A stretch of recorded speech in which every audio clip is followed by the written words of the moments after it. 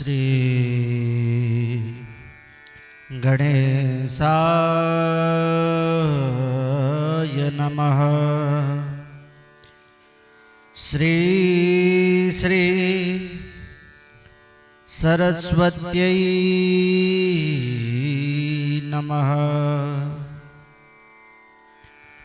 नमः परमहंसास्वादित चरणकमलचिन्मकरन्दाय भक्तजनमानसनिवासाय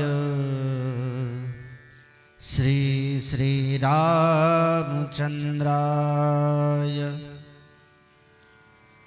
ध्येयं सदा परिभवग्नमभीष्टदोहम् तीर्थास्पदं शिवविरिञ्चिनुतं शरण्यं भृत्यार्थिहं प्रणतपाल भवाब्धिपोतं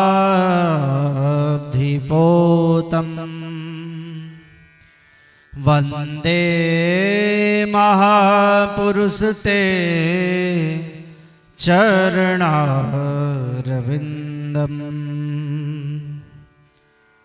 वंशी विभूषितकरानवनीनदाभात् पीताम्बरादरुणबिम्बफलाधरोष्ठात् पूर्णेन्दुसुन्दरमुखा दरविन्द्रनेत्रा कृष्णात् परं किं तत्त्वमहं न जाने। नारायणं नमस्कृत्य नरं चैव नरोत्तमं देवीं सरस्वतीं व्यासं ततो जयमुदीरये।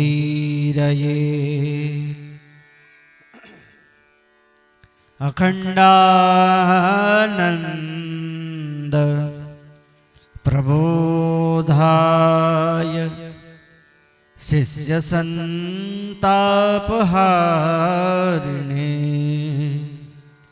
श्री श्री हरिहरानन्दरूपाय तस्मै श्री गुरवे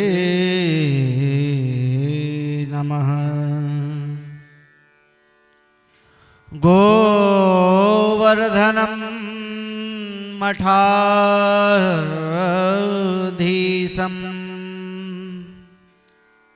धर्ममार्गप्रवर्तकं श्रीमन्निश्चलानन्दं सद्गुरुं प्रणमाम्यहम्। सद्गुरुं प्रणमाम्यहम्। प्रेम से बोलिए वृंदावन बिहारी लाल की, श्री सद्गुरुदेव भगवान की, श्रीमद्भागवत महापुराण की। आइए दो क्षण मनवाणी को पवित्र करने के लिए भगवान नाम संकीर्तन करते हैं। पर्यंत समय आज थोड़ा ज्यादा हो गए हैं, तो यत्किंचित सिर्फ अंशात्मक गोकर्ण उपाख्यान के ध्यान करके आज की कथा विराम देंगे। फिर कल जैसे व्यवस्था बनी। भैया इको डाउन करना है साउंड भैया, इतना ज्यादा लहराव नहीं चाहिए, बहुत ज्यादा रिफ्लेक्शन। आइए सब लोग ताली की सेवा करते हुए श्रीमन्नारायण नारायण नारायण श्रीमन्नारायण नारायण नारायण श्रीमन्नारायण नारायण नारायण श्रीमन्नारायण नारायण नारायण लक्ष्मी नारायण नारायण नारायण लक्ष्मी नारायण नारायण नारायण गुरु नारायण नारायण नारायण गुरु नारायण नारायण नारायण गुरु नारायण नारायण नारायण गुरु नारायण नारायण नारायण सत्यनारायण नारायण नारायण सत्यनारायण नारायण नारायण सत्यनारायण नारायण नारायण सत्यनारायण नारायण नारायण हरि नारायण नारायण नारायण हरि नारायण नारायण नारायण हरि नारायण नारायण नारायण हरि नारायण नारायण नारायण श्रीमन्नारायण नारायण नारायण श्रीमन्नारायण नारायण नारायण नारायण श्रीमन्नारायण नारायण प्रेम से बोलिए वृंदावन बिहारी लाल की जय हो सत्य सनातन धर्म की जय हो धर्म की जय हो अधर्म का नाश हो प्राणियों में विश्व का कल्याण हो गौ माता की जय हो गौ हत्या बंद हो भारत अखंड हो पूज्यपाद स्वामी श्री करपात्री जी महाराज की जय हो श्री शंकराचार्य भगवान की जय हो ग्राम के समस्त देवी देवताओं की जय हो सर्वेश्वर महादेव की जय हो नमः पार्वती पतये हर हर महादेव हर अनंतानंत ब्रह्मांड नायक अखिल भुवन मोहन जानकी रमण सतघन चितघन आनंद घन मूर्ति रसमूर्ति भाव मूर्ति श्री श्री राघवेंद्र सरकार उनकी परमाह्लादिनी महाशक्ति महाभाव स्वरूपा भगवती अघटित घटना पटीयसी भगवती श्री श्री जानकी उनकी अंशभूता ममतामयी देवियों एवं सज्जन वृंद सत सौभाग्य की बात है पूर्वजों की कृपा भगवान श्री सर्वेश्वर महादेव के सानिध्य में हम सभी को आज से 9 दिवस पर्यंत तक रास रासेश्वर द्वारिकाधीश जगत नियंता जगत पालक श्री कृष्णचंद्र जी भगवान की एवं उनके भक्तों की कथा का श्रवण का पुण्य लाभ आज से प्राप्त हो रहा है, जिसके लिए संकल्पबद्ध होकर अपने पिता को वैकुंठ लोक प्राप्त कराने के लिए देखो स्वर्ग न बाबा बहुत छोटे अवदाय स्वर्ग स्वर्ग देखिए अधिकतर चाहे कोई कैसा भी प्राणी हो उसके दिवंगत गति होने के बाद उसके नाम के सामने में स्वर्गीय जरूर लगता है पूज्यपाद स्वामी करपात्री जी कहते थे स्वर्ग वो संपदा आपको प्राप्त है स्वर्ग में दो यथोचित थोड़ा बहुत भी धर्म कर्म कर लेना उसको स्वर्ग प्राप्ति अंतिम समय में हो जाती है। तो महाराज श्रीमद् भागवत कथा का श्रवण का संकल्प ही जिस जीव मात्र के लिए, चाहे पिता के लिए, माता के लिए, पुत्र के लिए, पौत्र के लिए, कुछ नहीं, भगवान की प्रसन्नता के लिए, अपने परिवार की प्रसन्नता के लिए, यदि किंचित किसी देवालय में, किसी प्रांगण में, अपने घर में, किसी वन में, किसी तीर्थ क्षेत्र में, किसी सरोवर में, यदा कदा कहीं भी प्राणी मात्र संकल्प कर लेता है, भगवान उस जीव को वैकुंठ में ही पहुंचा देते हैं। अभी यहां पर एक सप्त ग्रंथी का बांस आज कुछ तैयारियों की वजह से नहीं लग पाया है। सप्त ग्रंथियों का बांस जो लगेगा, उस सप्त ग्रंथी के बांस में आप हम हमेशा सुने हो, ओमा जीव लायक बैठारे जाते, सुने हो, फल्स बात है एकदम। भगवान कहते हैं मया संकल्प मात्रेण, मात्र मेरी कथा के श्रवण के संकल्प मात्र से मैं उसको ले जाकर वैकुंठ में बैठा देता हूं। नारद जी पूछते हैं तो महाराज जब वो जीव आत्मा वैकुंठ में जाकर बैठ गया तो उसके निमित्त कथा कौन सुनता है? बोले मैं स्वयं आकर कथा सुनता हूं, और इसका प्रत्यक्ष प्रमाण है हमारे गोपाल जी। सीधा बात भैया, आप लेके आए, बैठार दे,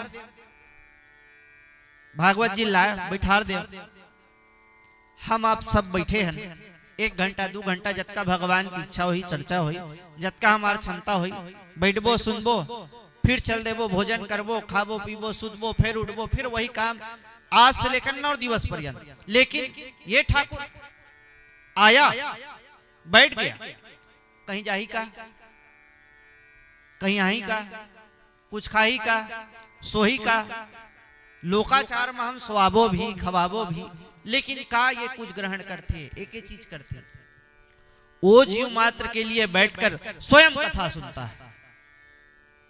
और हमारे लिए सत सौभाग्य की बात है, कुछ दिवस पर्यंत भगवान नारायण के दूसरे स्वरूप सर्वेश्वर महादेव के रूप में यहां विराजमान है। तो यहां राम जी तो है ही है, और राम जी के ईश्वर अर्थात रामेश्वर अर्थात भगवान शंकर जी भी ये कथा के प्रमुख वक्ता, हर कथा के प्रमुख वक्ता। कल देखियो जब कथानक चीजें प्रारंभ होगी तो शंकर जी से ही प्रारंभ हो है, और शंकर जी में जाके समाप्त हो है। एक कथा के उद्घोष भी शंकर जी ही करी। रामचरितमानस में आप मन सब सुने हो।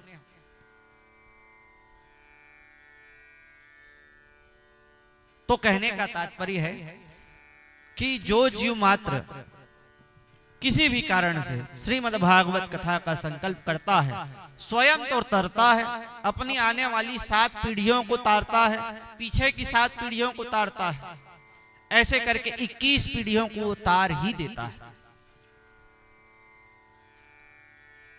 और ये भागवत की कथा हमारे गांव में, हमारे क्षेत्र में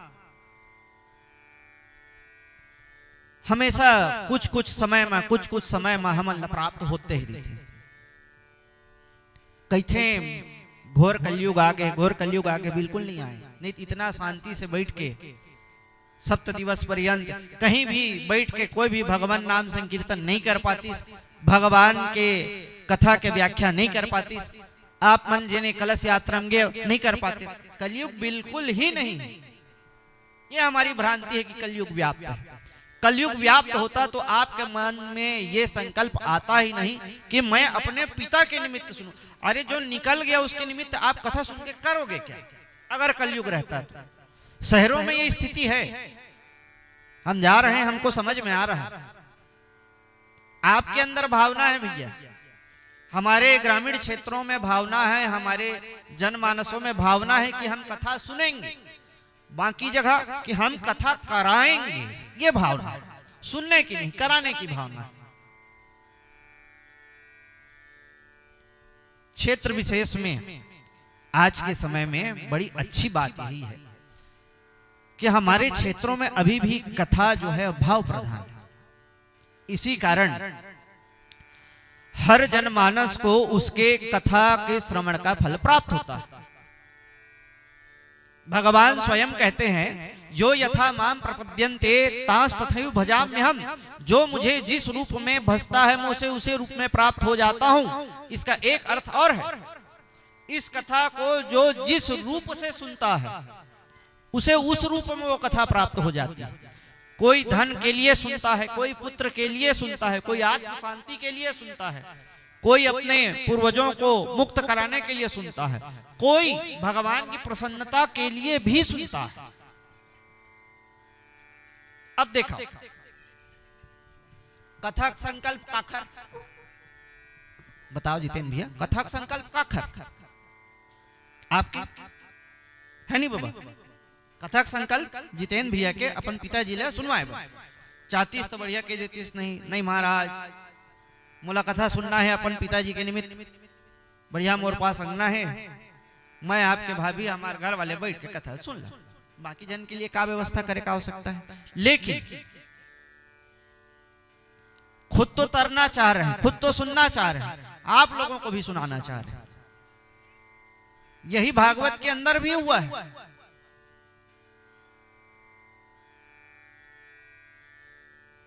हम प्रयास आप ये करेंगे भागवत के संपूर्ण कथल तो सुनाएंगे, लेकिन ओकर पीछे सार गर्भित चीज का है उल जाने का प्रयास करेंगे। हालांकि महात्मा के दिन समय अधिक हो गए, लेकिन अंशात्मक जान लेती कथा कल से ही प्रारंभ करेंगे पूर्णतः।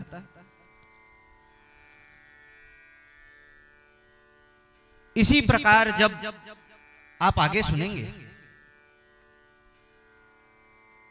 भागवत के कथा का संकल्प 7 दिन में मुक्त होने का संकल्प परीक्षित ने किया।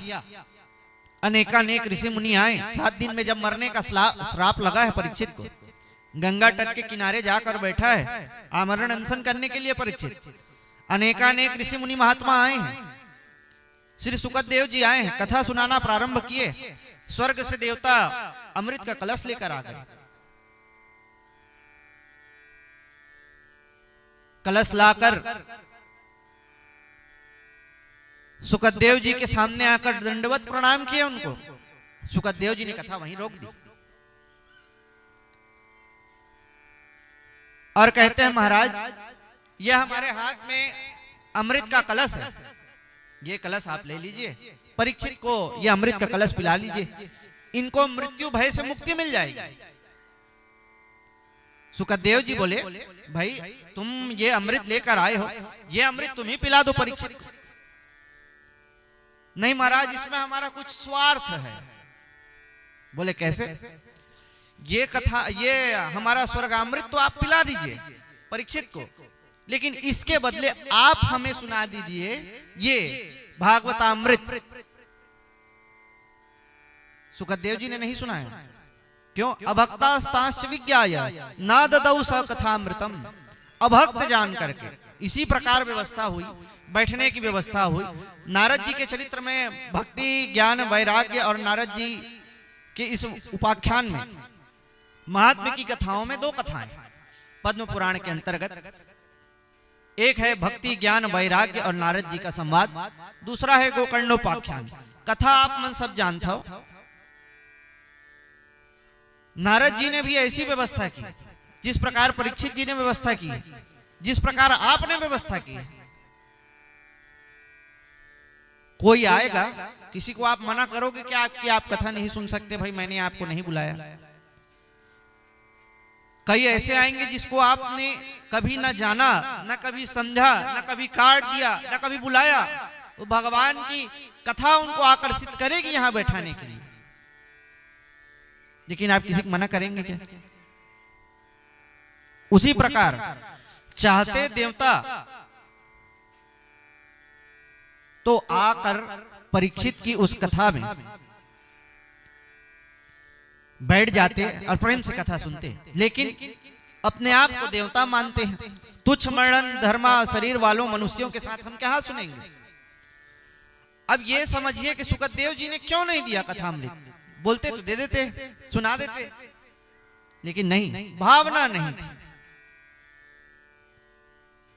सुखदेव जी यही सोचते हैं, ये हमारे महादेव, देव नहीं है, महादेव है। इनको कथा सुनने के लिए ना अवस्था कारक है ना शरीर कारक। कथा के इतने प्रेमी हैं महादेव महाराज, आप लोग मानस के अनुसार जानते हैं कि काक मुसुंडी जी की सभा में जाकर कौवा बनकर कथा सुन लेते। और ये एक है देवता जो ऋषि मुनि महात्माओं के बीच में बैठकर कथा नहीं सुनना चाहता, तो उन्हें कथा नहीं दी। कहने का तात्पर्य यह है, कथा सुनने के लिए कथा की व्यवस्था की आवश्यकता नहीं, केवल और केवल भाव की आवश्यकता है। भगवान को प्राप्त करने की, भगवान को कथा को, भगवान के कथा को प्राप्त करने के लिए कुछ नहीं चाहिए, केवल और केवल भावना चाहिए। समय बड़ा विपरीत है। आजकल हमारी इस परिपाटी की कथा को धन से तौला जा रहा है। खैर अभी तक हमारे क्षेत्रों में ये चीज है जरूर, लेकिन कम है। बाहर हम जाते हैं, देखते हैं, कथा करानी है महाराज, क्या लेंगे? सबसे पहला प्रश्न, क्या लेंगे? हम सुनेंगे, कथा कराएंगे, कहां करेंगे, कैसे करेंगे, नहीं, क्या लेंगे? कई दी संपत्ति लिख दे भैया, सुना दे, 2 डिसमिल दे दे भैया, सुना, नहीं, क्या लेंगे? और सिर्फ पैसा, अगर हम बात करें पैसा मना, सिर्फ पैसा मरी थी तहन। एक दो घाव मैं डुमन भैया यहाँ बैठ के अपन एक बार के नोएडा डहर के वृतांत शेयर करे रहे। हम होटल में रहते थे, ऐसी सभा लगती थी, सभा में पूजन तक तो हमारे यजमान दंपत्ति हमारे साथ होते थे। वो हर बात फिर आखिरी मामा बीच में कहाँ जा रहा है, का करत रहा हम और का करत रहा वो भगवान जाने। अभी भगवान आप मन डहर मुंह करके बैठे, हम अपने डहर मुंह कर ले रहे हैं, काबर कोई ना रहे, भीड़ बहुत रहा है। भीड़ होना जरूरी नहीं, 4 लोग रहे लेकिन सजग श्रोता रहे, वहां भीड़ बहुत रहा। देखिए यहू पार बढ़िया खाए लाइन लगे रहा, यहू पार बढ़िया खाए लाइन लगे, ओखर भीड़ रहा, कथक भीड़ ना रहा। हम अपन गोपाल जी सुना का के तात्पर्यार्थ ये है, श्रीमद् भागवत की कथा हो, राम कथा हो, देवी भागवत पुराण हो, शिव कथा, जो भी कथा हो, एक क्षण के लिए भी ना भगवान की कथा में अगर मन लग गया तो इस आवागमन से छुटकारा मिल ही जाएगा, खुद को भी पूर्वजों को भी। ऐसी कथा का आयोजन हमारे जितेंद्र भैया ने अपने पिताजी के निमित्त किया है। हमें तो विश्वास है इस कथा से पहले भी और इस कथा के बाद भी हमारे चाचा जी, सुशील चाचा जी को इस मृत्यु लोक में आना नहीं पड़ेगा और नहीं पड़ेगा, एकदम विश्वास। इस विश्वास को आप भी दृढ़ करिए और प्रेम से देखिए। कथा सुने के सही स्थान कभी घर न है, व्यवस्था अपन घर में अच्छा बनते, लेकिन घर कभू न है। पूछो काबर, पूछो न भैया, देखा मोला कहूं बहुत बड़े तुम पंडित बना के बिठा रहे हो ना, मैं कथा नहीं कह सकूं, मोर से वार्तालाप करेल पड़ी। आप मन सियान मन बैठे हो, पहली कथा कैसे हो, हुंकारू भर भर को नहीं का हुआ नहीं, दैसे हो महाराज, आप कोनो कहते का काबर एक बोला तो बाकी सब सुना था, ओखरे से पता चला कौन सुना थे कि नहीं सुना थे। तो हमार अभी लड़कपन है, हमार वही पुराना परिपाटी के हिसाब से ही काबर हम ला दीक्षित भी वही प्रकार से करेंगे। तो हो सकते कोई समय में कुछ चीज हम पूछेंगे, प्रेम से बताओ, हम कौन सा बहुत बड़े विद्वान बन के बैठे हैं, हम अपन घर में बैठे हैं, अपन लोगन के बीच में बैठे हैं। हम मान के बैठा था ना, आप का मान के बैठा थे, आपके ऊपर एकर कारण में ना डरायक बात है, घबरायक बात है। अब कोई नया चीज भी थोड़े पूछे जाएगा।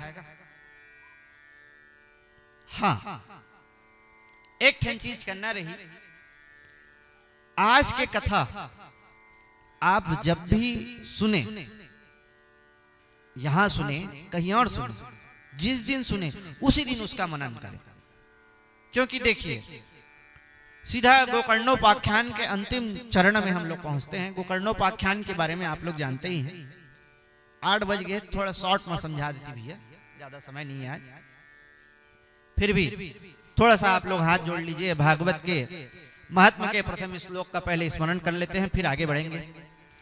प्रथम श्लोक कहता है, सच्चिदानंद रूपाय विश्वोत्पत्त्यादि हेतवे तापत्रय विनाशाय श्री कृष्णाय वयं नुमः।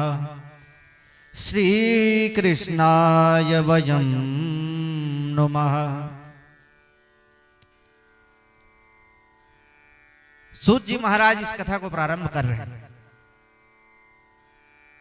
सौनक आदि 88,000 ऋषि सूत जी महाराज को वक्ता बनाकर, जिस प्रकार आप सभी हमें वक्ता बनाकर बैठाए हैं, ऊंचा आसन दिए हैं, उसी प्रकार सूत जी महाराज को बैठाकर कथा सुन रहे हैं।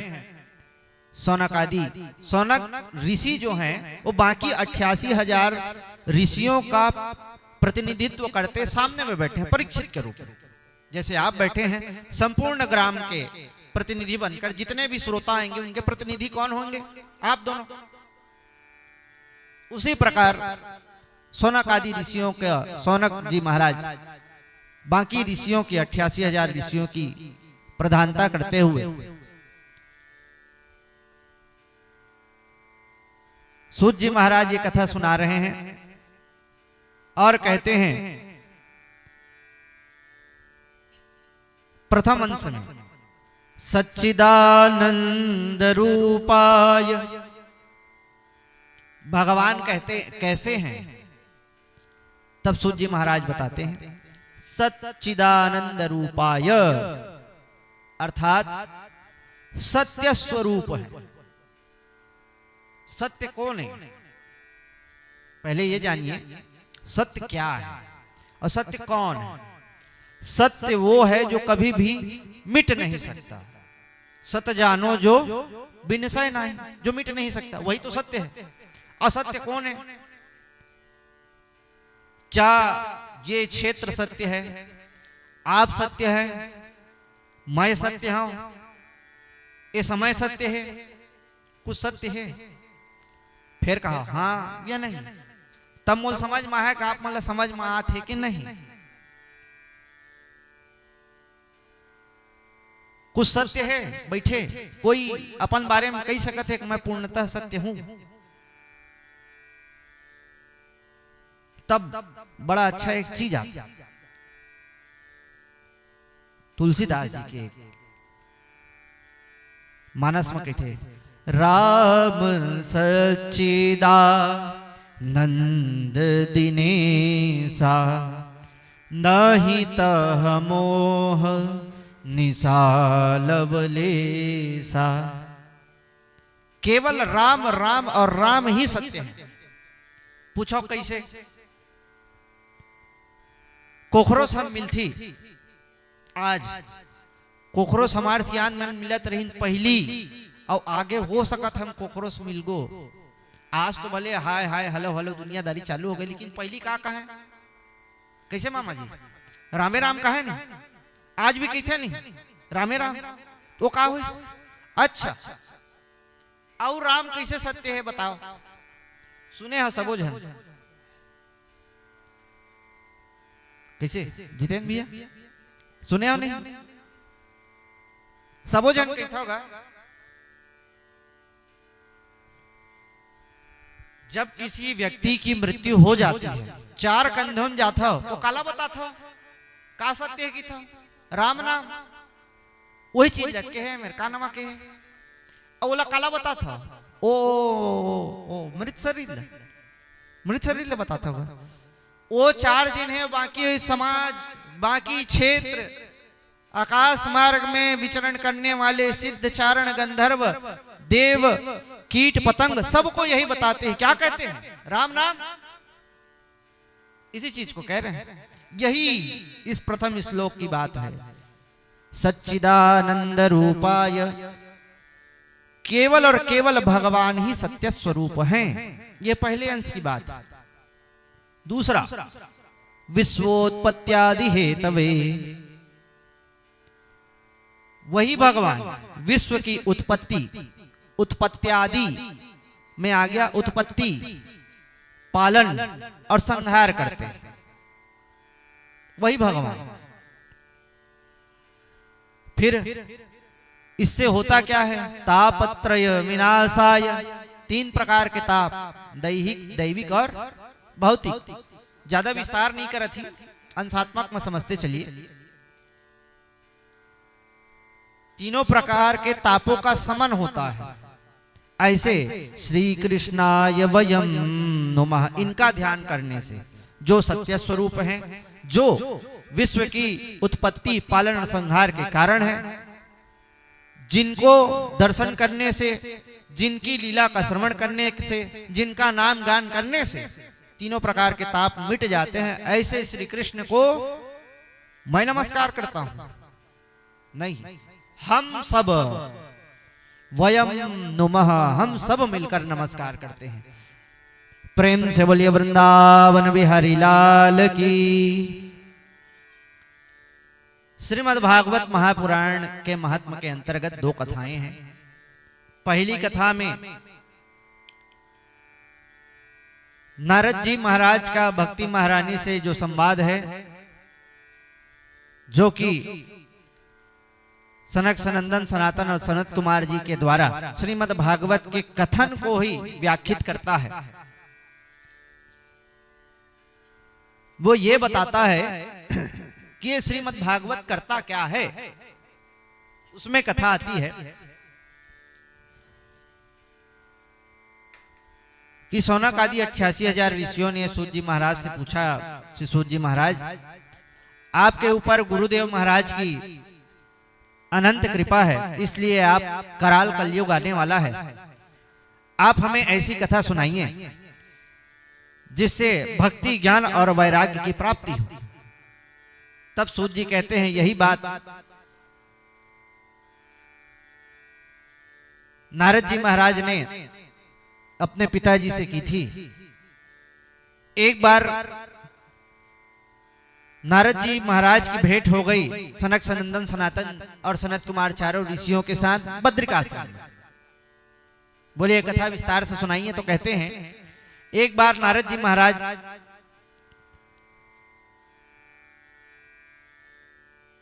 भगवान की कथा का, भगवान की लीला का, भगवान के स्थानों का दर्शन करने के लिए इस पृथ्वी पर भ्रमण करने आए।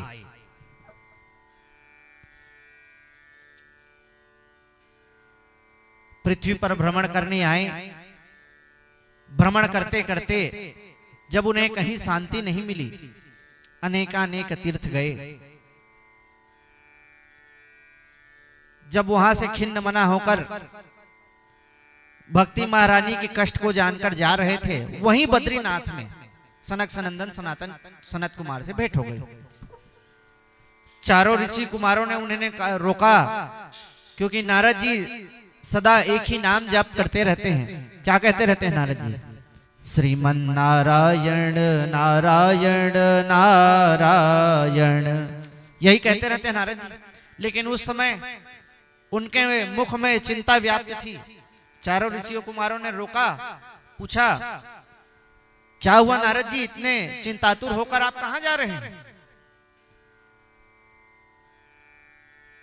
अरे आप जैसे मुक्त संत महात्माओं को चिंता शोभा नहीं देती, चिंतन शोभा देता है। देखो, चिंता और चिता बिंदु मात्र के फर्क है। चिता जो है निर्जीव को जला देती है नहीं?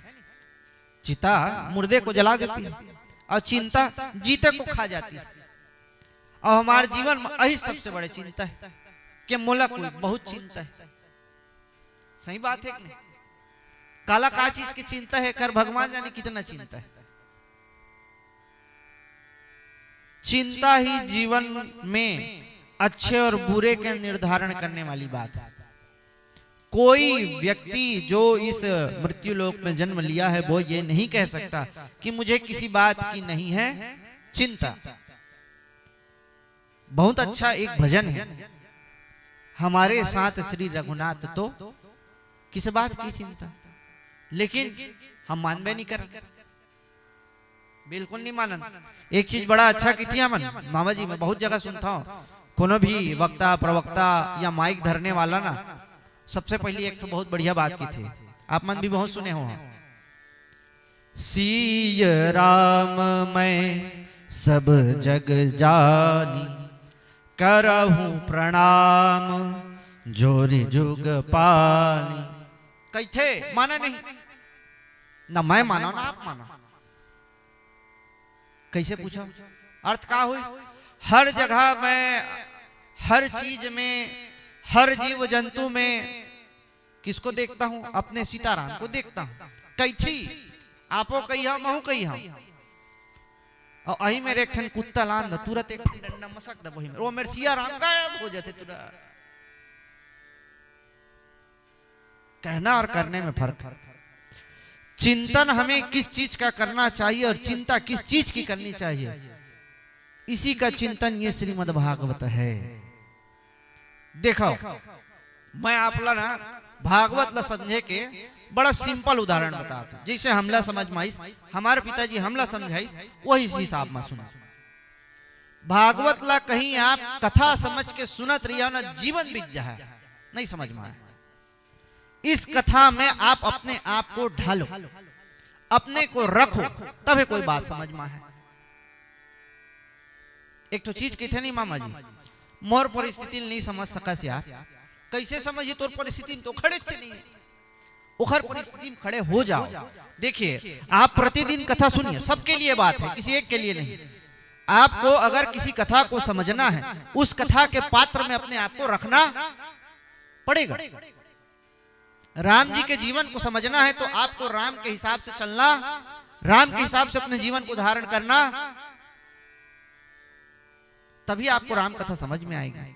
भागवत को भी समझना है तो आप सभी को भागवत के हर पात्र में देखो, हर कथानक चीज आप मन ला पता है, समझ में काबर नहीं आते, हम काबर नहीं तरत, काबर चिंतन नहीं है। उस पात्र के बारे में अभी सुनती, थोड़ा देर में भुला जाएंगे। ध्यान रखिएगा, कभी भी कुछ भी आपसे पूछा जा सकता है, इसलिए इस समय बैठ के आप चिंतन नहीं करेंगे, लेकिन खाली बैठकर आप जरूर चिंतन करेंगे कि आज किस विषय में चिंतन करना है मुझे। ऐसी चिंता करते नारद जी जा रहे थे, चारों ऋषि कुमारों ने रोका। नारद जी ने बताया कि मैं इस पृथ्वी पर गया घूमने, पुष्कर गया, प्रयाग गया, भगवान के दर्शन, भगवान की कथा का चिंतन करने के लिए, कहीं भी शांति नहीं मिली। गृहस्थों के यहाँ गया, गृहस्थों के यहाँ शांति नहीं मिली। साधु सन्यासियों के यहाँ गया, वहां तो और पाखंडवाद नीरत था। ब्राह्मणों के यहाँ गया, वहां तो पाखंड का पूरा खजाना ही भरा हुआ था। जब कहीं मुझे शांति नहीं मिली तो मैं वृंदावन गया। मुझे लगा जहां मेरे प्रभु ने अपनी लीला की है उस स्थान में जाकर मेरे मन को शांति मिलेगी, लेकिन वहां भी मुझे शांति नहीं मिली। वहां मैंने एक आश्चर्य देखा। वृंदावन पहुंचते ही मैंने देखा एक युवती बैठे बैठे रो रही है। अनेक स्त्रियां बैठकर उन्हें सांत्वना दे रही हैं और उसके सामने दो बुढ़े लेटे हुए। मन तो किया कि उससे जाकर पूछे कि क्या बात है, लेकिन माताओं का कोई ठिकाना नहीं। क्षणे रुष्टा, क्षणे तुष्टा, रुष्टा तुष्टा, क्षणे क्षणे। अभी हंस रही हैं, अभी रो रही हैं, कब हंस देंगी, कब रो देंगी। अगर मैंने कारण पूछा, कहीं ये ना कह दे हे महाराज अपने काम से काम रखो, हम महिलाओं के बीच में क्या कर रहे हैं। तो रमते राम है नारद जी महाराज, वहां से धीरे धीरे आगे बढ़ने की कोशिश किए। उसी युवती ने नारद जी महाराज को देखा, वही चिल्लाती है, वही बुलाती है और कहती है, भो भो साधो क्षणम तिष्ठ मत चिंतामपि नाशय दर्शनम तव लोकस्य सर्वथा गहरम परम। हे महाराज, कुछ क्षण ठहरिए, मेरी चिंता को भी सुन लीजिए, मेरी चिंता का भी नाश करिए,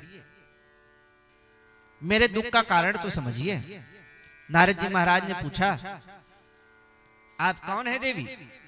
तब उस युवती ने अपने बारे में अपना परिचय दिया और कहा, अहम भक्ति रीति ख्याता इमौ मैं तरणौ मतौ ज्ञान वैराग्य नामानो काल योगे न जर्जरो। महाराज, मैं भक्ति हूं, भक्ति सशरीर। और ये दोनों बुढ़े कौन हैं? बोले, ये मेरे पुत्र हैं, ज्ञान और वैराग्य। अब नारद जी महाराज का दिमाग और घूम गया। माता युवती है, बच्चे बुढ़े। बोले, मैया भक्ति, तुम्हारे पुत्र वृद्धावस्था को प्राप्त है, तुम युवती हो, ये कैसे? मुझे भी समझ नहीं आ रहा है महाराज। होना तो ये चाहिए, माता वृद्धावस्था को प्राप्त होती, पुत्र युवा होते। नारद जी महाराज ने समझाया, ये युग धर्म है, ये कलयुग का प्रभाव है, चिंता मत करो, भगवान का चिंतन करो, भगवान श्री कृष्ण का चिंतन करो, जिससे तुम्हारी सारी दुख समाप्त हो जाएंगे। भक्ति महारानी को अनेक प्रकार से समझाए। तब भक्ति महारानी ने नारद जी महाराज की स्तुति की। नारद जी महाराज ने वहीं पर संकल्प किया कि तुम चिंता मत करो, मैं जन जन में, घर घर में तुम्हें प्रवाहित करके, हर मनुष्य के अंदर में तुम्हें स्थापित करके रहूंगा।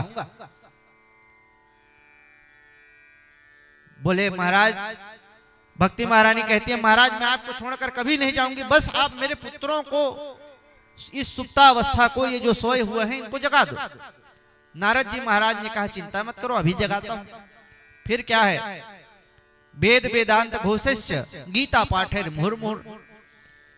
वेद वेदांत की कथा सुना दी, वेद वेदांत सुना दिए, गीता को बार बार सुनाए। जब तक सुनाते थोड़ा सा ज्ञान वैराग्य जगते, बंद करते, फिर सो जाते।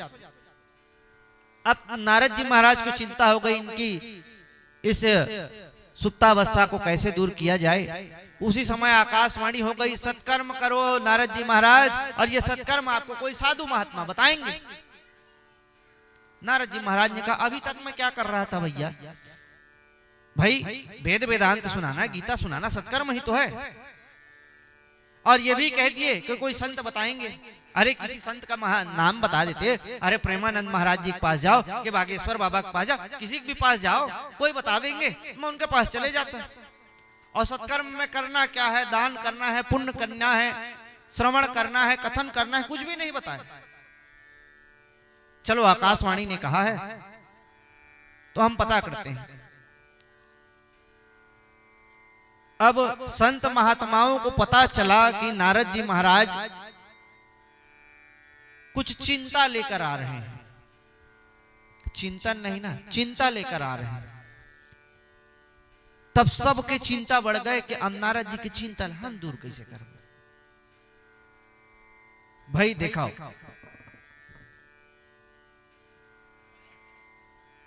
कोई बहुत बड़े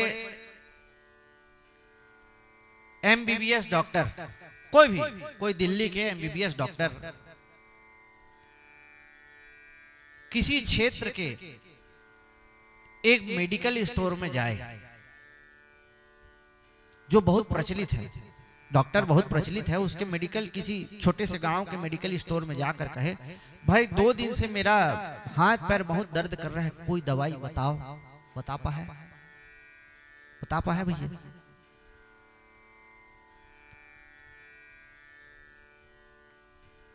हमारे भारत के शंकराचार्य किसी प्रश्न का उत्तर पता करने हमारे पास आएंगे तो हम बता पाएंगे। हमारे देश के प्रधानमंत्री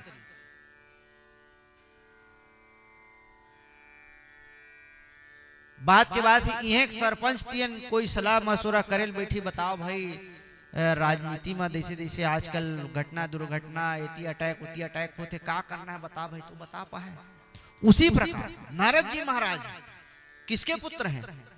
ब्रह्मा जी के पुत्र हैं। वो जब संत महात्माओं के पास जाने लग गए, सब संत महात्मा मुकी भूया, कोई बोल दिए संत महात्मा कि अभी तो हमारा मौन व्रत चल रहा है, बाद में बताएंगे, क्योंकि भाई नारद जी की चिंता को कौन दूर कर सकता है भैया।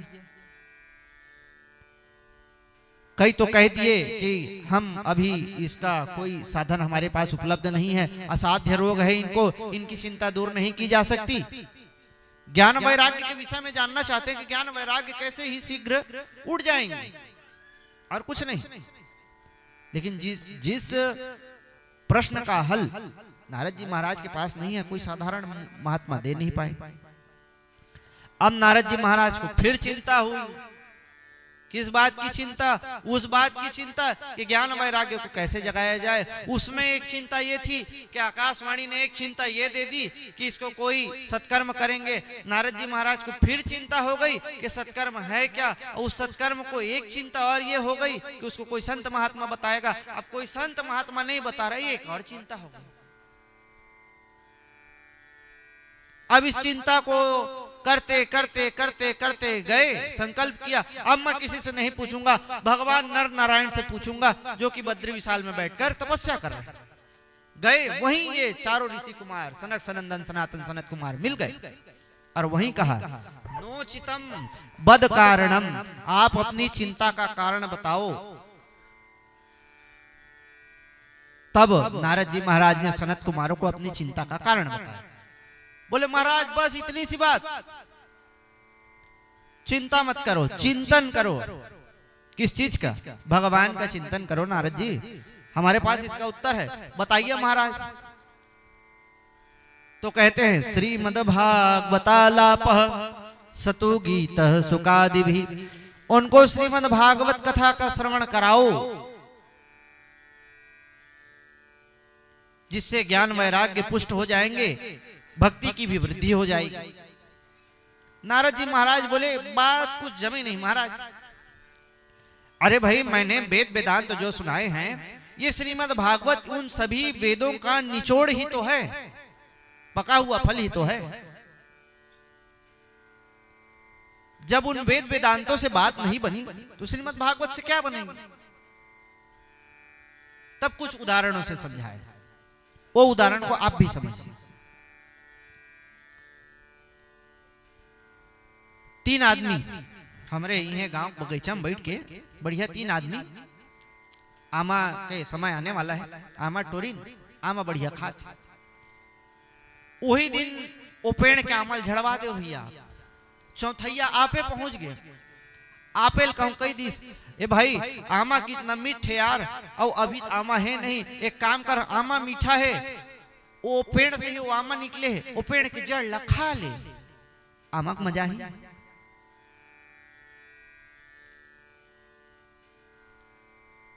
दूसरा प्रकार से समझा, अभी भोजन तो बना तो है ना, भोजन बिल्कुल बना तो है, घी से पूरी निकला तो है, बात की बात घी से पूरी निकला थे। मान लो बढ़िया बेलत बेलत बेलत बेलत बेलत बेलत 2 पैली 4 पैली के आटा के पूरी निकल गया, 5 ठन बिल्कुल लोई के पूरी निकाले बाँचे है। वो कढ़ैया घी सिरा गए, कढ़ैया के घी सिरा गए। अब कहूं आप मिस्त्री जाग कही हो, कैसे शारदा दीदी मिस्त्री जाग कहूं कहीबो हम, अब वो घी मांगी, अगर शारदा दीदी कह दी नहीं भैया घी नहीं है, एक काम कर घी है दूध से निकल से दूध में पूरी छान ले, छनाही आओ समझो।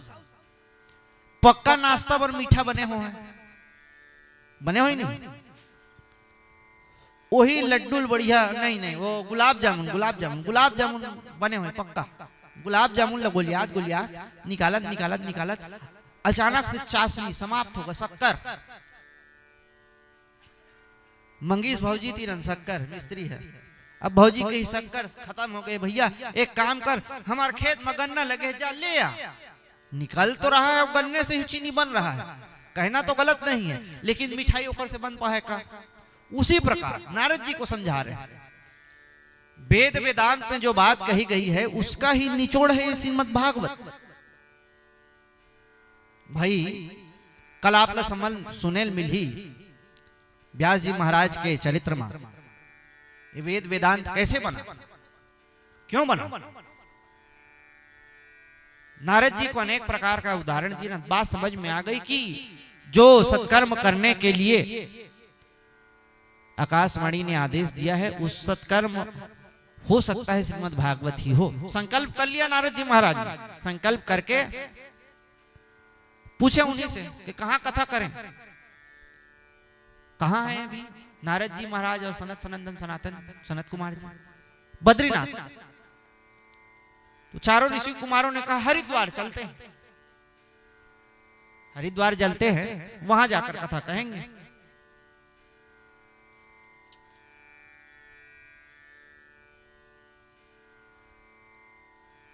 पूछे हरिद्वार में क्यों, हरिद्वार ये हमार भारत भूमि के ना डेहरी कहे जाते हैं, डेहरी ये गांव वाले डेहरी नहीं है, दुआरी वाली। देखो दिया जलाए का प्रचलन आज भी है नहीं दुआरी में, कि बंद हो गए, ऑटोमेटिक हो गए सब, हवच सबो जन जलाता नहीं दिया ला। अब तो खैर CFL ट्यूबलाइट दुनियादारी सब आ गए, लेकिन पहली जिन समय हमार काका मन के समय रही से वो समय में जिन समय लाइट के इधर मान लो प्रचार नहीं हो रही, अगर अपन घर के डेहरी के अंदर दिया जलाते तो प्रकाश कहाँ रहता है, अंदर, बाहर जलाते बाहर, लेकिन डेहरी ऊपर रख देता था, अंदर और बाहर दोनों जगह। वैसा ही है हरिद्वार, मध्य क्षेत्र है, समतल क्षेत्र, उसको कथा वहां रखी गई इसलिए क्योंकि जो साधु संत महात्मा जो कैलाश इत्यादि ऊपर के क्षेत्रों में हैं, उनको अगर कथा सुननी हो तो वो कुछ नीचे आ जाए, और जो गृहस्थी नाना प्रकार के जंजाल में फंसे हुए हैं इस मैदानी भूभाग से थोड़ा सा ऊपर चले जाएं और एक जगह आकर दोनों सम्मिलित होकर कथा को सुन ले। एक अंतर और समझिए, हरिद्वार का दो नाम, हरिद्वार और हरद्वार। केदारनाथ या फिर अमरनाथ की भी चढ़ाई का प्रारंभ का द्वार हरिद्वार, बद्रीनाथ जाए के भी द्वार हरिद्वार, वो हिल क्रॉस करके जाए। ये ऐसे कई अनेक प्रकार के उदाहरण देकर हरिद्वार में कथा का कराने का समय फिक्स हुआ।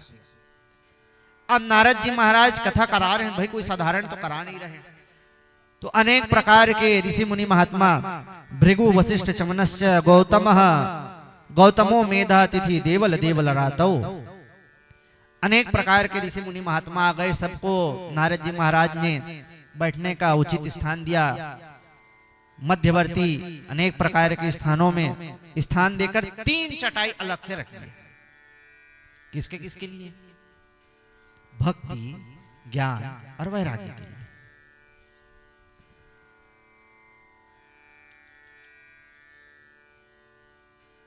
और जिस प्रकार आप यजमान स्वरूप परीक्षित स्वरूप बैठे उस प्रकार नारद जी बैठ गए। नारद जी बैठे और चारों ऋषि कुमारों ने कथा कहना प्रारंभ किया। कहते हैं सदा सेव्या श्रीमद्भागवती कथा यस्या श्रवण मात्रेण हरिश्चित्तम समाश्रयेत्। इस कथा को सदा ही सुनो, जब जब मौका मिल जाए तब तब सुनो। इस कथा के सुनने से श्री नारायण हमारे हृदय में विराजित हो जाते हैं, इसलिए सदा ही सुनना चाहिए। ये मनुष्य जन्म का एक ही लक्ष्य है, भगवत तत्व की प्राप्ति, भगवान की प्राप्ति, और कुछ नहीं। क्योंकि परिवार का पालन पोषण, धन अर्जन करना, खाना पीना, सोना, पशु इत्यादि और योनियों में भी उपलब्ध है और सब करते हैं, लेकिन ये मानव शरीर मिला है तो भगवान की प्राप्ति के लिए मिला है। कथा की कुछ ही वार्ता हुई, तब चारों ऋषियों कुमार ने कहा, नारद जी महाराज, इस श्रीमद् भागवत को साधारण मत समझो, ये श्रीमद् भागवत क्या है उसको समझो। जब भगवान अपनी लीला का संवरण करके इस भूभाग से जाने का निश्चय किए तो कहीं गए नहीं, उनके शरीर से एक ज्योति निकली, लेकिन गई कहां? तब कहते हैं, तिरोधाय प्रविष्टोयम श्रीमद् भागवतार्णवम, इस श्रीमद् भागवत में ही आकर विलीन हो गए। तेने यम, दिखाओ भूतकाल के बात है, कोई चीज हम कहिबो, मामा जी मैं कल कहीं गया था और मैं आज जा रहा हूं, तो जा रहा हूं हो गया वर्तमान काल की बात, और कल गया था भूतकाल की बात। तो यहां क्या कह रहे हैं, तेने यम, तेने यही, इसी वक्त, इसी वर्तमान में, वांगमयी मूर्ति, किसकी? श्रीमद् भागवतान मूर्ति, भगवान श्री कृष्ण की वांगमयी शब्दमयी प्रतिमूर्ति कौन है? श्रीमद् भागवत है। इसलिए इसका सदा ही श्रवण करना चाहिए। इसीलिए तो हम एक बात की थी, एला सादा ग्रंथ मानती का कैसे दीजिए, का गाती आरती में, भागवत भगवान की है आरती, कैथन नहीं इच में भगवान लगे है, आरती मल्लानी सुन सुन के देखना वो कौन मेरे भगवान लगे। शिव पुराण की आरती अलग है, मानस की आरती अलग है, दुर्गा जी की आरती अलग है, लेकिन एक आरती का है भागवत भगवान, माना था ना। देखो, मैं सिर्फ आपको कथा के माध्यम से आपकी स्मृति को सिर्फ तरोताजा करूंगा। कथा आप सब जानते हैं, बस आपको चिंतन ये करना है कि कथा में है क्या, कथा है किसके लिए, बस इतना ही बताना प्रारंभ किए। इतनी ही कथा हुई कि वहां एक आश्चर्य हुआ। क्या आश्चर्य हुआ? भक्ति सुतौ तौ तरुणौ गृहीत्वा प्रेमैक रूपा सहसा विरासीत्। श्री कृष्ण गोविंद हरे मुरारी नाथेति नामानि मुहुर्वदन्ति। अचानक ऐसी सभा के बीच में भक्ति अपने दोनों पुत्र जो युवावस्था को प्राप्त हो चुके थे, ज्ञान और वैराग्य को लेकर प्रकट हो गई। बोल भक्ति महारानी की, वृंदावन बिहारी लाल की। बड़ा सुंदर संकीर्तन कर रही थी। उसी संकीर्तन को करके आज हम लोग भी इस सत्र को विराम देंगे। पर्यंत अंशात्मक में आपको गोकर्णोपाख्यान भी हल्का सा 2 मिनट में आपको सुना देंगे। क्या कह रही थी?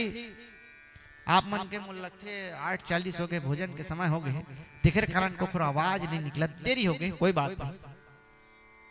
भक्ति महारानी कहती है, श्री कृष्ण गोविंद हरे मुरारी, हे नाथ नारायण वासुदेव।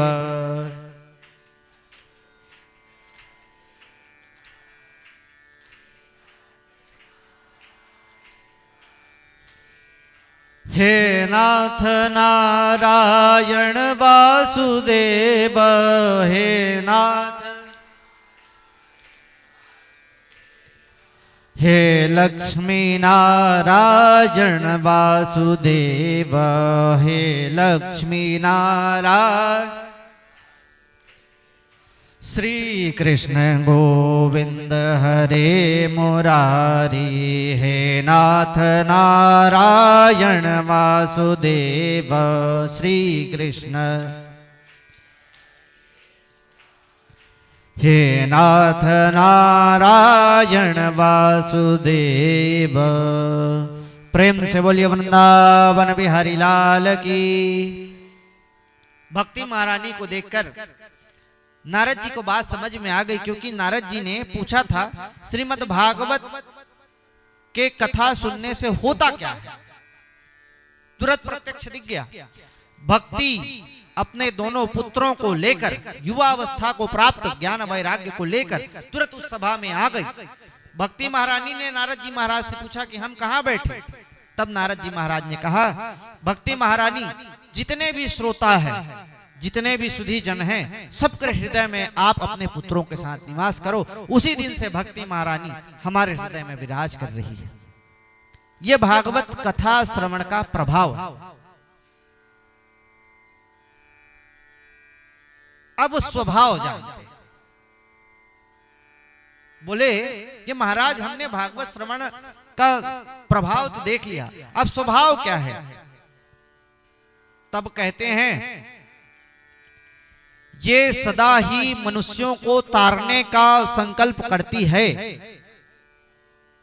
अच्छा, इसमें इस कथा के श्रवण से कैसे लोग तर जाते हैं? तो कहते हैं, ये मानवाः पाप कृतस्तु सर्वदा सदा दुराचार ररता विमार्गगा क्रोधादिदग्धा कुटिलश्च कामिनः सप्ताह यज्ञेन कलौ पुनन्ति। वो मनुष्य जो सदा पाप रत रहते हैं। अब इसमें किसी भी प्रकार के डिफाइन करे की आवश्यकता नहीं है कि पाप रत रहते कैसे।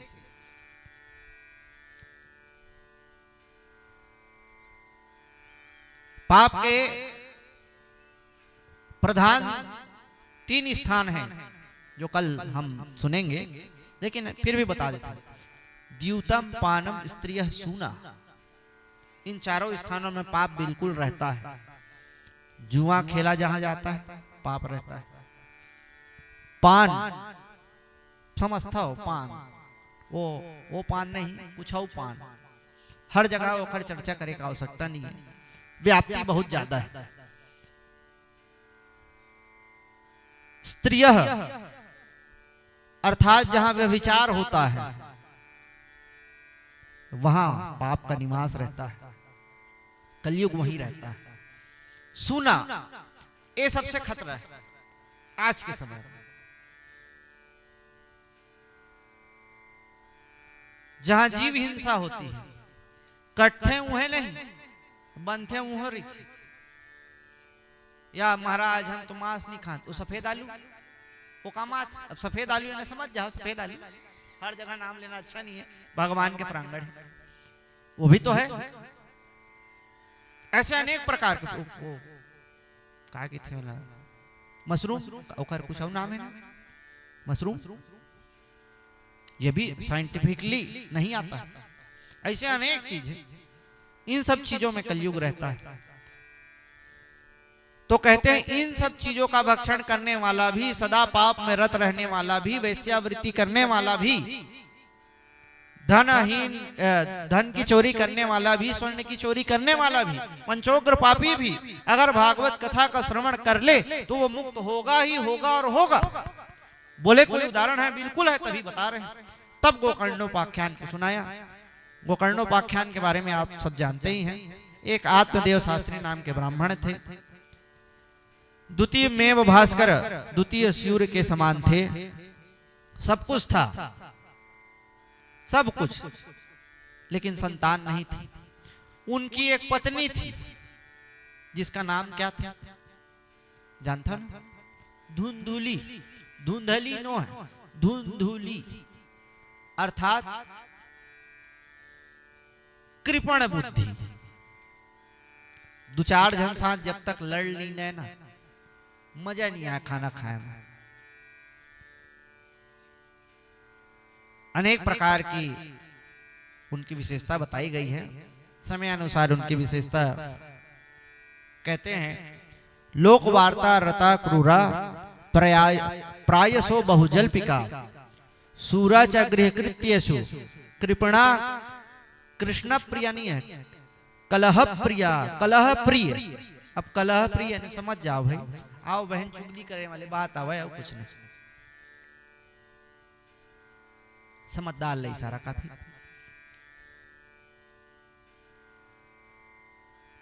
सब कुछ था आत्मदेव शास्त्री जी के पास, लेकिन पुत्र नहीं था। तो एक दिन पुत्र प्राप्ति के लिए इतने दुखित हो गए, घर छोड़कर अपना शरीर त्यागने के लिए वन गए।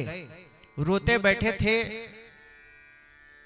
एक महात्मा को दया आ गई, वो सोचे कि भगवान प्राप्ति के लिए ये महात्मा रो रहे हैं। परिचय पूछा तो परिचय बताए। महात्मा ने समझाने का बहुत प्रयास किया, महाराज पुत्र के लिए मत रो, बाद में पुत्र के कारण रोगे।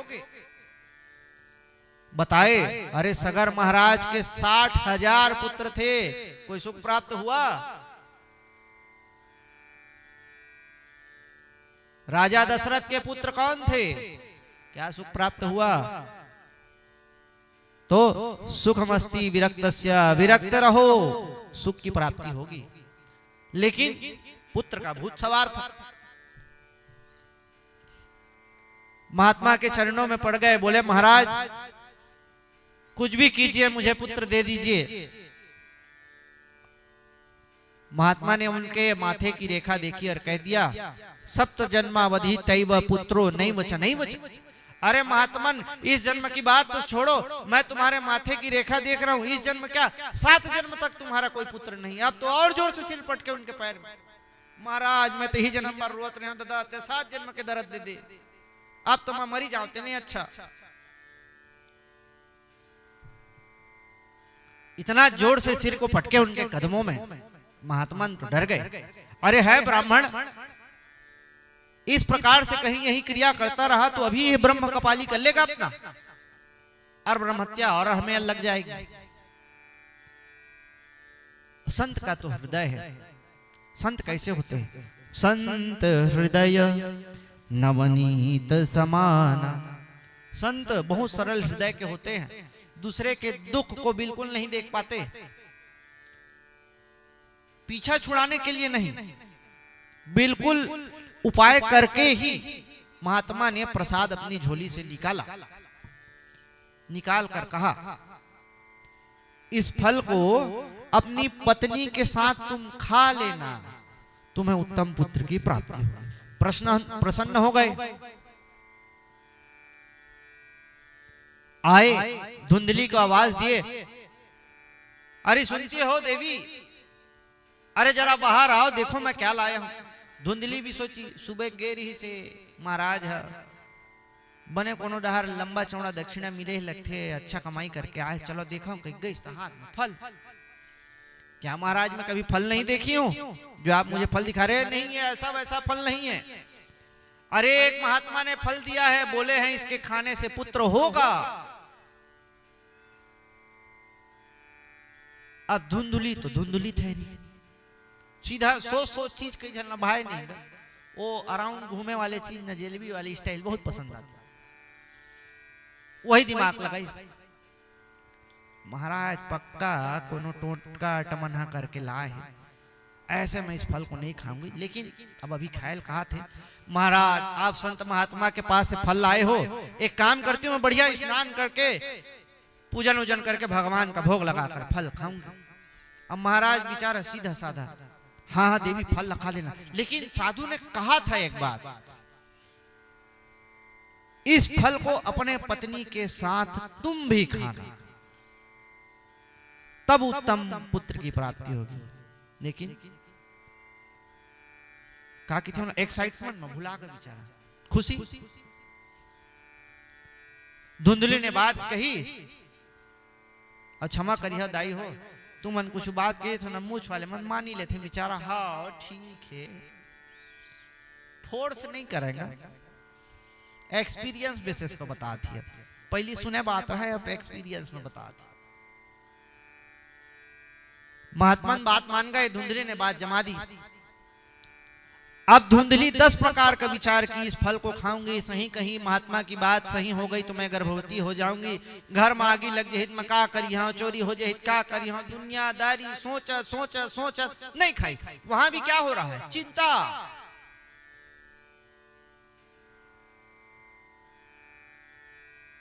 ऐसने चिंता चलत रहा है। देखो पाप कभी भी आपके घर में नहीं पनपता, बाहर से ही आएगा। वही समय होकर बहनी आई, उनकी बहन आई, उन्होंने उनको बात समझाई। अब उनकी बहन की नजर थी उनके धन में, धनवान तो बहुत रही महाराज में। इसकी बहन ने सोचा, धुंधली की बहन ने, अगर सही में इसके संतान हो गए तो मैं जो संकल्प लेकर बैठी हूं कि मेरा कोई एक पुत्र कोई एक गोद ले ले तो उसे कुछ धन प्राप्त हो जाए, इसकी संपत्ति का मालिक बन जाए, वो नहीं हो पाएगा। इसने दिमाग लगाया, बोले अरे बहन तू कहां साधु सन्यासी लोगों की बातों पे भरोसा करती है, तेरे महाराज बड़े सीधे साधे, दे दी सोही कोनो बैगा भूगा फूक फाक के उधर के लिए आए। एक काम कर, मेरे 7-8 पुत्र पहले से ही हो चुके, एक और संतान होने वाला है, मैं गर्भवती हूं। एक काम कर, तू मेरे संतान को अपना संतान बता देना अपने महाराज को, और ये फल का क्या करूं, चिंता मत कर, तेरे घर में एक गाय बंधी हुई है, 8 वर्ष से बंधी हुई है, वो भी बांझ है, तुलसी लगाए महाराज कबू ना उगे, फल लगाए कबू ना फले, गाय है वो बांझ है। बोले तेरे घर में गाय बंधी हुई है वो भी बांझ है रे, फल की परीक्षा करनी है, ए फल गाय को खिला दे, सही में कुछ हो है तो पता चल जाए, नहीं तो फल तो है गाय कोई नुकसान करेगा। अब बात जम गई। देखो एक बात बहुत सुने हो, शंख और मूर्ख दूसर के फूके, शंख अपना से कभी बजट देखे होगा, अब मूर्ख के दिमाग में कुछ बात ला डाल, तुरंत लड़ाई झगड़ा चल, बात जम गई, गाय को फल खिला दिए। महात्मा आत्मदेव जी पूछे तो धुंधली ने बात बता दी।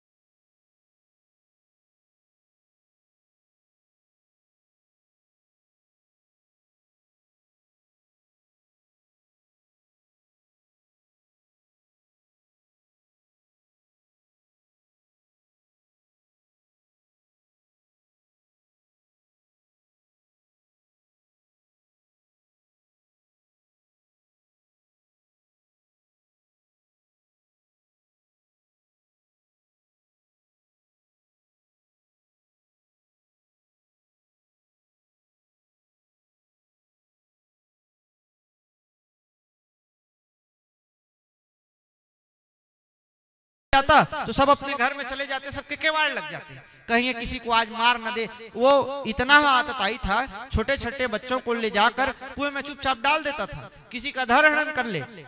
इतना अतिशय करने लग गया, चोरी डकैती मदिरा पान करने लग गया, अनेक प्रकार के विचार करने लग गया कि फिर से आत्मदेव जी महाराज, पहले पुत्र नहीं था तो चिंतित थे। शॉर्ट में बताता हूं, ये काबर समय नहीं है, समय नहीं है, कर 1.5 घंटा कर दे। पुत्र नहीं था तो रो रहे थे, पुत्र के कारण रोते रोते फिर गए वन जब चले गए ना, धुंधकारी ने देख लिया पिताजी तो वन चले गए, पक्का मेरी माता को सारा धन कहां बता कर गए होंगे, पूरा घर के धन नष्ट कर चुका है। मारे धुंधली, धुंधली बुद्धि का नाम है अगर समझिएगा तो।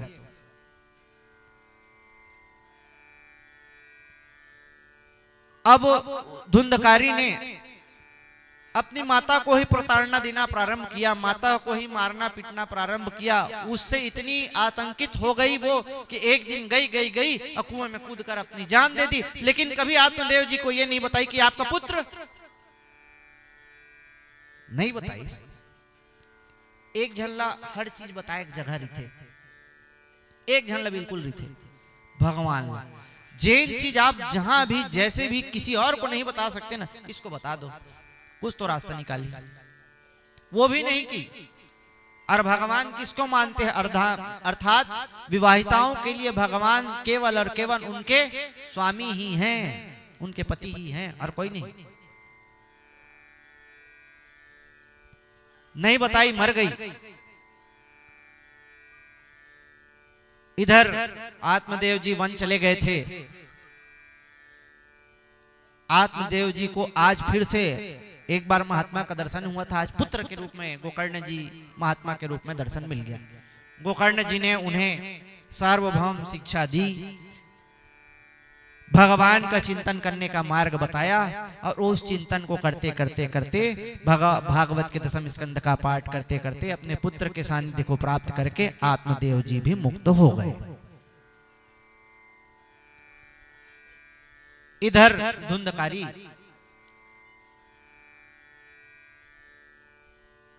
जब माता पिता नहीं हैं जानकर बाजार से 4 गणिकाओं को लाकर घर में रख लिया, चोरी करने लगा, डकैती करने लगा, उन्हीं के लिए जीवन यापन करने लगा। एक बार राजा के घर में ही चोरी कर दी। अब उन गणिकाओं ने सोचा कहीं राजा हमें पकड़ेगा, ये जाएगा हमें भी ले जाएगा। एक काम करते हैं, बहुत धन इकट्ठा हो गया, अब इसको बिल्कुल समाप्त कर देते हैं। खूब मदिरा पान कराए, उनको खाट में लिटा दिया, हाथ पैर बांध दिए, गला दबाकर मारना चाहे लेकिन हष्ट पुष्ट था, मरे ना।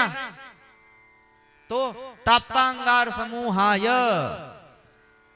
अंगारों के समूह अर्थात अंगरा कोयला कंगरा, जलते हुए अंगारों को लाकर मुंह में डालने लग गई। उस जलन से इतनी पीड़ा हुई कि धुंधकारी का शरीर छूट गया।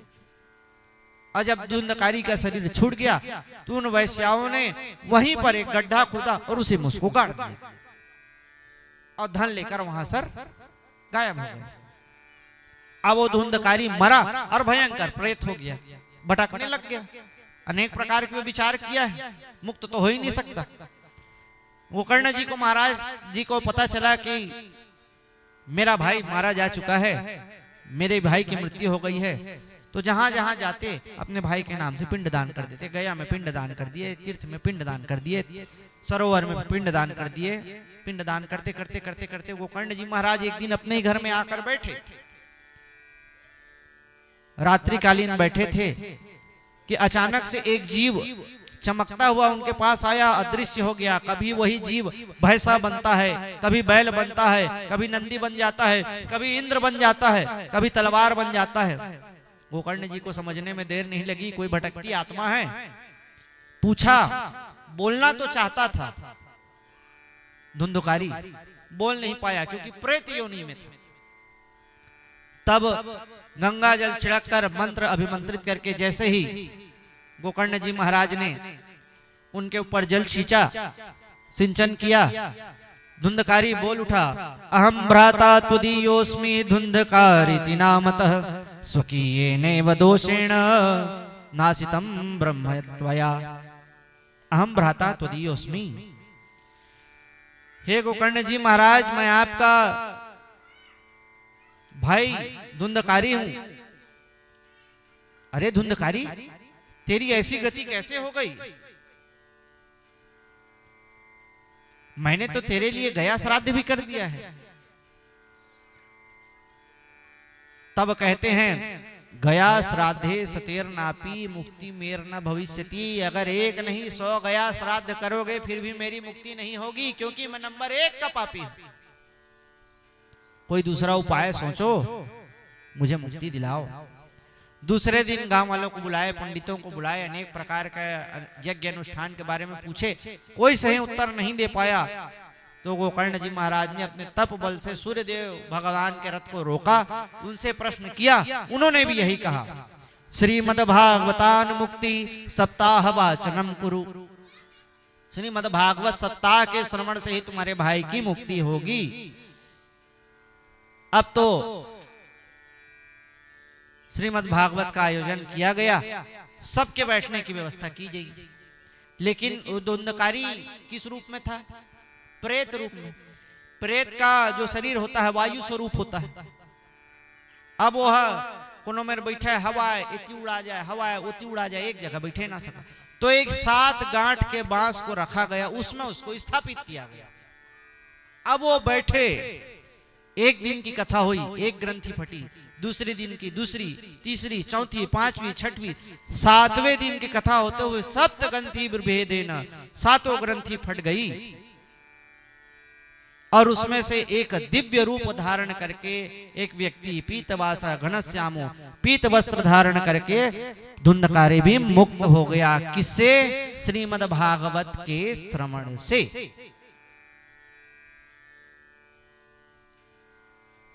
धुंधकारी ने ही कहा है, धन्य भागवती वार्ता प्रेत पीड़ा विनाशिनी सप्ताहोपि तथा धन्य कृष्ण लोक फलप्रदः। इस श्रीमद् भागवत के श्रवण का एक ही ध्येय है, भगवान श्री कृष्ण की प्राप्ति, और कुछ नहीं। और ये प्राप्त होता है, बिल्कुल होता है। बस करना क्या है?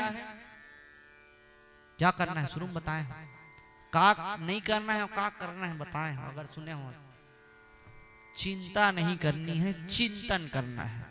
और चिंतन करे बर सबसे अच्छा मार्ग गैया। गैया देखे हो नहीं? बड़ा अजीब बात है, कैसे नहीं देखे हो? गैया ला रात के देखना है, का दिन भर बढ़िया खाइस, दिन भर खाते, रात के एक आध घूट के देखियो ना, पगुरात रहते। का खाते रात के? कुछ खाते का पगुरात रहते, वो दिन भर के खायल का करते? पचाते। ये चिंतन करने का मार्ग गाय ही दे सकती है।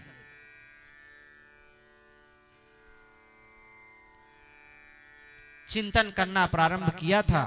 देखो वहां विमान आया, धुंधकारी उसमें बैठा चले गया।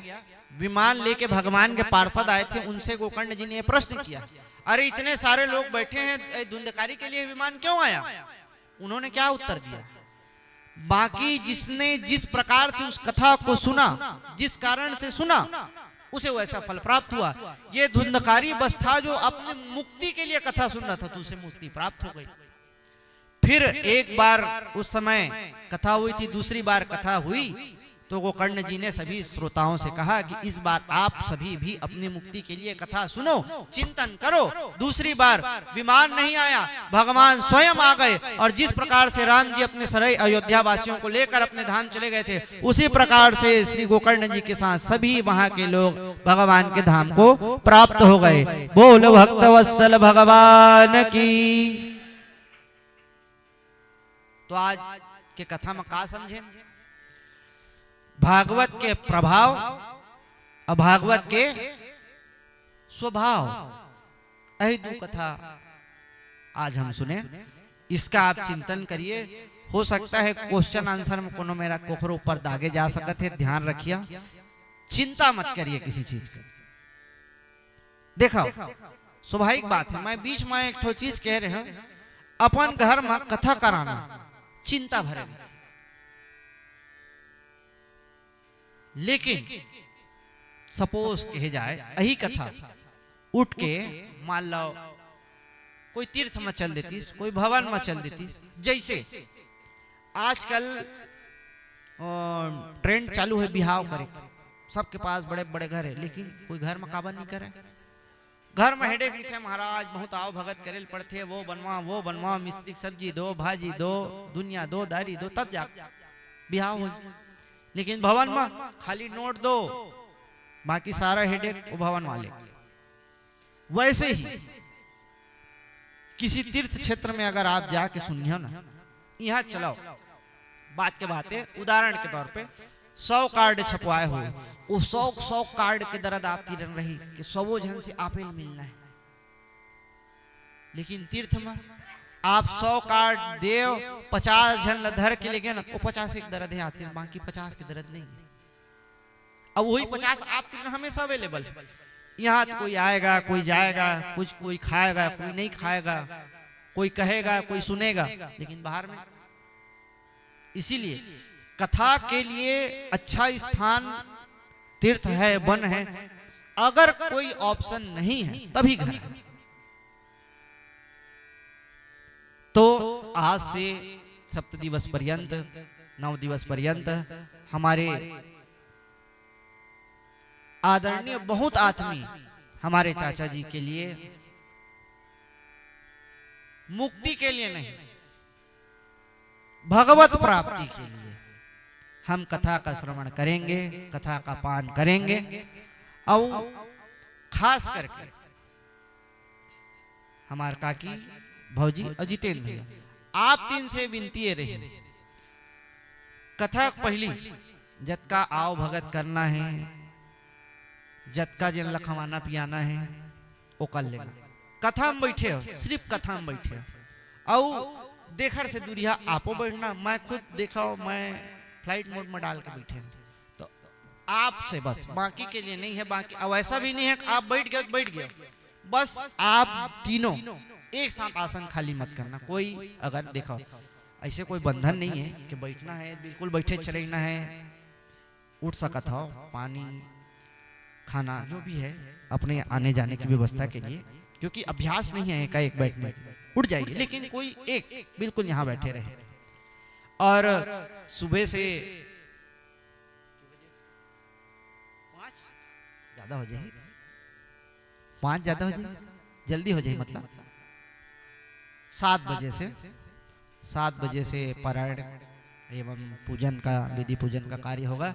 7 से 10 साढ़े 10 तक विधि पूजन इत्यादि चलेगा। एमा बहुत सारा नियम है भैया, लेकिन नियम मल्ला गौर करके सिर्फ कथा सुनिए। नियम तो है, एक बार भोजन करना चाहिए, कुछ नहीं, दूध पीकर सिर्फ कथा सुननी चाहिए, लेकिन इन सब चीजों को छोड़िए। उतका खाओ कि नींद मत आए, लेकिन खाओ, और कंफर्टेबल बैठे की व्यवस्था करो। 3 घंटा 3.5 घंटा देखो, हम अभी नवा कथाकार हैं, मैं आप लोग गारंटी नहीं दे सकता मैं 2.5 घंटा में सुना हो, 3 घंटा में सुना हो, 5 घंटा में सुना हो सकता है कोनो दिन 1.5 घंटा में खत्म हो जाए, और कोनो दिन 5 घंटा चल जाए। प्रिपेयर हो ये बैठिए कि 3+ ही आप लोग बैठना है। नवा है तभी हमारे पास शॉर्टकट की जगह कम है। हमला पिताजी एक ही चीज सिखाए, जब तक हो सके, जब तक आप नहीं कहिए कि हमारे लिए ज्यादा हो, वो हमारे लिए कम है, तो हम पूरा आप ला भागवत ही सुनाएंगे। और अभी तक हम जैन भी सुनाए हैं, भगवान की कृपा से 13वां गद्दी के आसपास हम पहुंचे ना, अभी ज्यादा नहीं है। भागवत से बाहर जाए प्रयास नहीं करे हैं, वही प्रयास करेंगे कि भागवत से ज्यादा बाहर नहीं जाएं। दोपहर से समय जरूर 1 बजे से छपे हुए हैं, लेकिन शायद 1 बजे से बैठना पॉसिबल ना हो, तो प्रयास ये करेंगे कि कल एक प्रैक्टिकल करके देखती 2 बजे संगीत वाले मना जाए। आप एग्जैक्ट 2:20 2:25 के आसपास कोई एक जन जाके मुला वहां से ले आना। एग्जैक्ट 2:30 बजे हम यहाँ बैठ जाएंगे। काबर आरती इत्यादि करत करत हो सकत है 2:45-3 तक कथा प्रारंभ हो, उसको 5:30, 6, 6:30 तक प्रयास करेंगे। प्रैक्टिकल रही, अगर जल्दी आओ यहू नहीं, बाकी जन भी जिन गांव में सुनत तिखरो बारे, ये प्रथा बदलिए कि ब्यास के आने के बाद ही हम घर से निकलेंगे। उस समय एक समस्या बहुत जबरदस्त होती है, बैठने की जगह की चिंता प्रारंभ हो जाती है। पहले आइए पहले पाइए हर जगह होना चाहिए, तो आप तो बैठिए ही। गर्मी के दिन प्रारंभ हो चुके हैं भैया, सने सने कम से कम कुछ नहीं, बाकी जितने भी आए उनके लिए पानी की व्यवस्था बिल्कुल करिए। प्रसादी की व्यवस्था जो भगवान की कृपा से बन सके, मन को एकाग्र करके कंफर्टेबल कपड़ा, जो हम कपड़ों को मनाही नहीं है, सीधे कपड़ा पहनने की व्यवस्था नहीं है, लेकिन फिर भी जैसा आप कंफर्टेबल रहें वैसा। बाकी के लिए छूट है, आप 3 जन पर थोड़ा सा नियम इत्यादि हवे, उसका पालन करिए। पूजन में सम्मिलित होइए, कथा के समय पूर्ण रहिए। प्रयास ये करिए 9 दिवस पयोरेतो स्मासु दत्त श्री पुराण पुरुषोत्तमाय नमो नमः। श्री बालगोविंदाय नमो नमः। ऋषिकेशाय नमो नमः। आवाहित सर्वेभ्यो देवेभ्यो नमो नमः। दीपान्ते आचमनीयकं, जल फेर ले, ततो प्रदक्षिणायाम, जल फेर ले भैया। परिक्रमणम, सभी अपने स्थान में परिक्रमा करेंगे, प्रदक्षिणा करेंगे।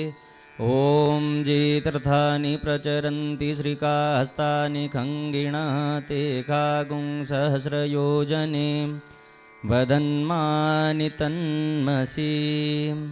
परिक्रमणं समर्पयामि, नमस्करोमि ततो मंत्रपुष्पांजलिः।